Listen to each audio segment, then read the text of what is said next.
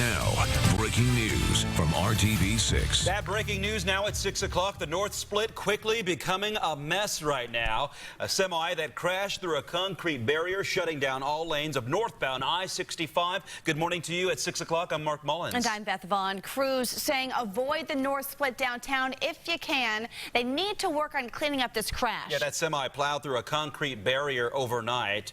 We have team coverage for you here at 6 o'clock. This big traffic headache. Traffic Now reporter Lauren Casey is standing by with the best ways to get around these closures. But first, we go to Good Morning Indiana's Emily Pace to give us an update on the cleanup and what actually happened in the first place. Emily. Good morning, Mark and Beth. Well, road crews have a huge mess on their hands as a semi plowed through a concrete bridge barrier. Now, NDOT trucks were just up above here, but they have now left the scene. But here, check out this video. You can see just how much damage was caused.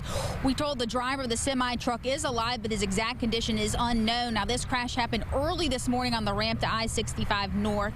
NDOT says it shut down the I-65 North at the North Split while crews had to repair the barrier. The collector at Fletcher, Michigan, and Ohio streets also are closed. Right now, police are working to figure out what exactly caused this crash. And if you remember last week, a semi carrying about 35,000 pounds of mangoes crashed in this very same area. Now, the driver survived in that crash, but again, it has caused headaches for drivers.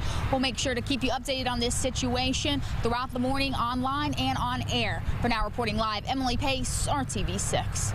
And Emily, I want to keep you up to date on the detours and the actual spots that are closed this morning. It may get a little confusing, so again, just avoid the North Split at all costs if you can. If you're heading northbound along I-65, you cannot continue northbound towards Meridian Street. You will be forced to get on eastbound I-70. If I were you, I'd avoid that spot completely. Get off at Washington Street or the South Split this morning. Traffic still moving along okay in that area. If you're going westbound along I-70, you'll have to take I-65 northbound at the North Split. You cannot get southbound along I-65 or use that collector ramp to Fletcher Avenue. That's blocked from where the barrier wall fell onto the interstate. We do have Julie Persley in our live drive monitoring any delays. Let's head out to Julie Persley right now. Good morning, Julie.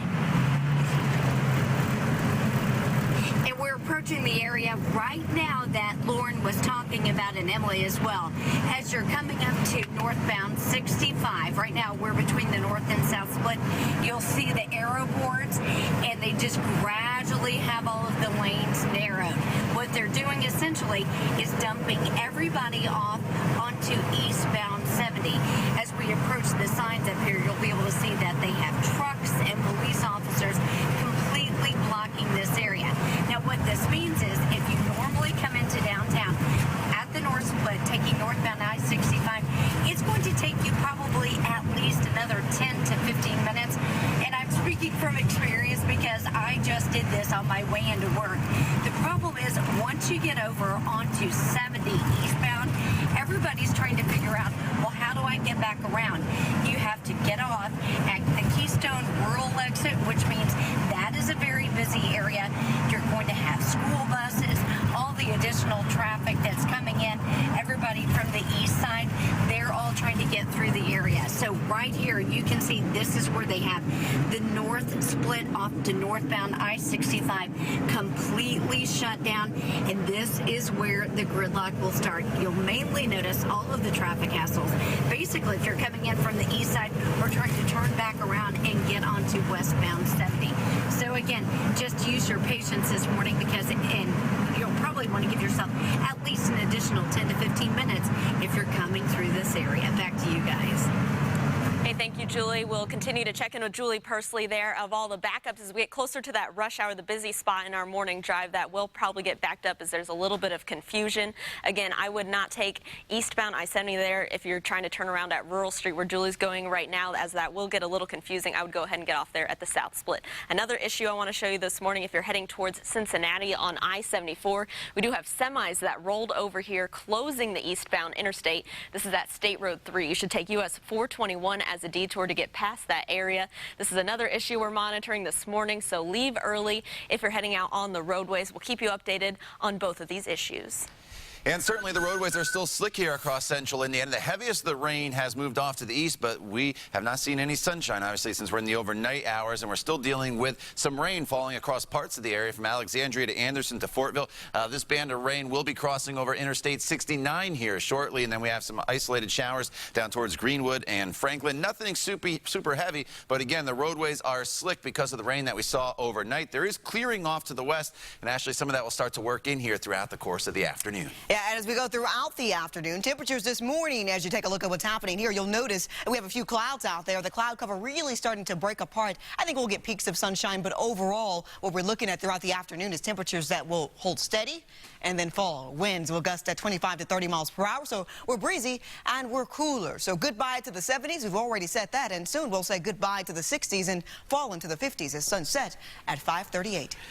Time now is 6:05 and developing this morning. If you're getting your kids ready for school, we have an update on the safety of the buses your child rides every day. IPS is answering questions about their school buses after 27 of those vehicles failed inspections this week. Good morning, Indiana's Eric Cox live this morning with what the district now plans to do. Good morning, Eric.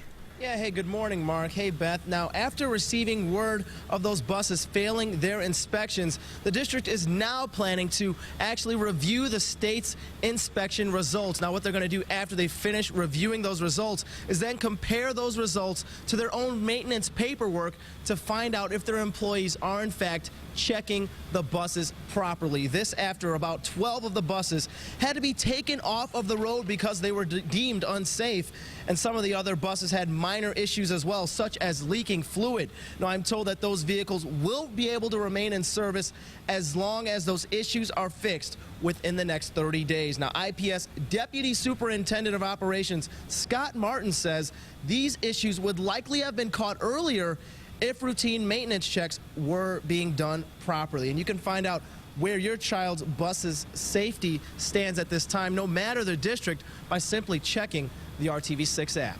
For now, I'm reporting live this morning, Eric Cox, RTV6. Breaking overnight, a Kentucky police officer is dead after he was shot in the line of duty earlier this week. Officer Daniel Ellis was shot Wednesday as he was following a lead on an armed robbery suspect. Police say Ellis entered the bedroom of a home and was shot in the head. The suspect is already in jail, and Kentucky State Police say the charges he faces will be upgraded to murder of a police officer. Officer Ellis leaves behind a wife and 2 children. Funeral arrangements are now pending. This morning, we are learning new details about charges a driver is now facing for allegedly running over 2 construction workers a year and a half ago. Jordan Stafford is facing several charges, including reckless operation in a highway work zone. His initial hearing is anticipated to be next week. A crash report shows Stafford was heading southbound on I-69 in May of 2014 when he hit a construction sign and killed Kenneth Durson Jr. and 24-year-old Cody DeMoss. Investigators say the 2 construction workers were picking up traffic cones at the end of their overnight shift. Thanks to a state trooper trusting his gut, a major drug runner is now in police custody. An officer pulled over an SUV on I-70 in Morgan County last night.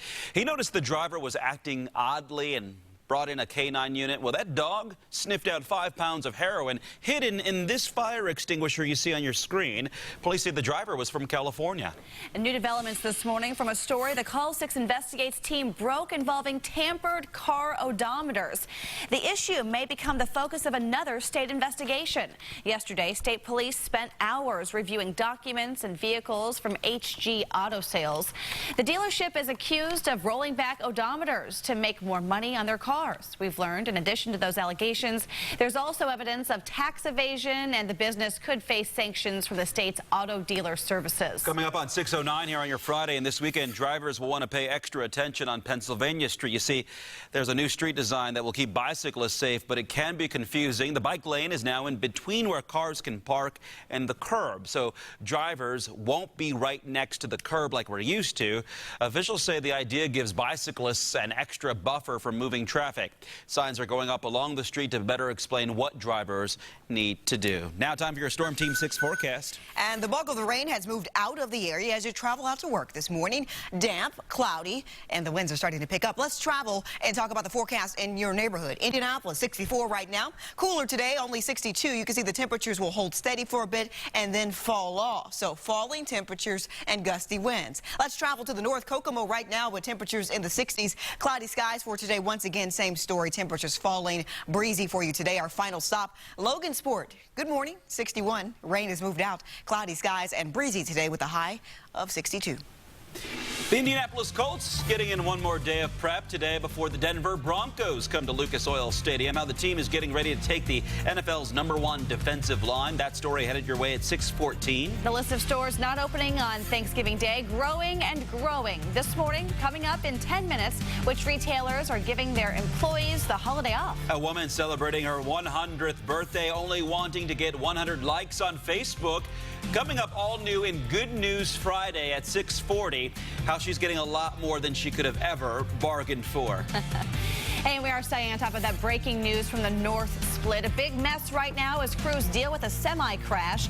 An update on how to get around this mess just minutes away. You're watching Good Morning Indiana on RTV6.